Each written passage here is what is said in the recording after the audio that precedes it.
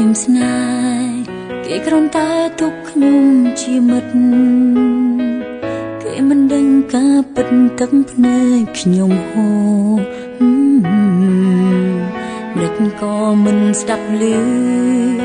សំឡេងបេះដូងខ្ញុំធ្ងរចង់ដូរពាក្យមិត្តទៅជាស្នេហានៅពេលដែលលួចស្នេហ៍មនុស្សម្នាក់តែអាចលាក់បានយូរប៉ុណ្ណាគេជាមិត្តស្និទ្ធស្នាលហើយអ្វីលងស្នេហ៍ស្រឡាញ់ប៉ុណ្ណាទើបហ៊ានសារភាពប្រាប់គេចង់និយាយពាក្យសារងហេ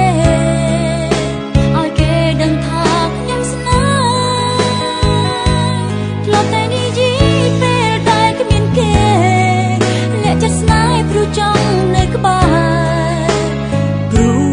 ដឹងច្បាស់ចិត្តគេមានមនុស្សម្នាក់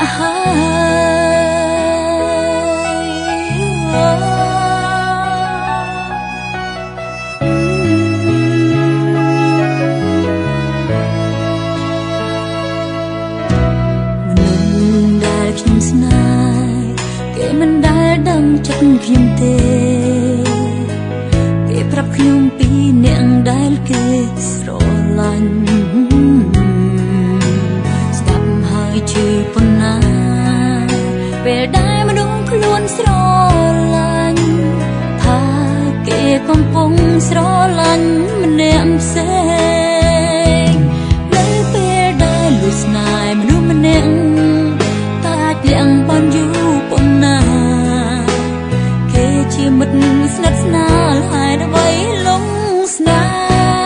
ហ៍ស្រឡាញ់ប៉ុណ្ណាទើបហ៊ានសារភាពប្រាប់គេចង់និយាយពាក្យសារងហេ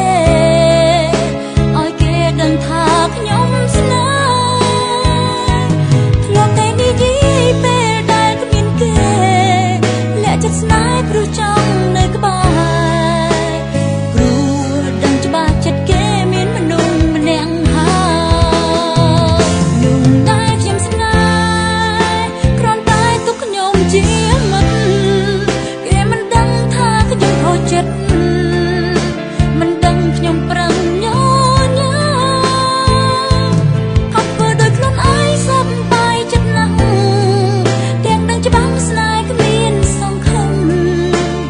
មុខ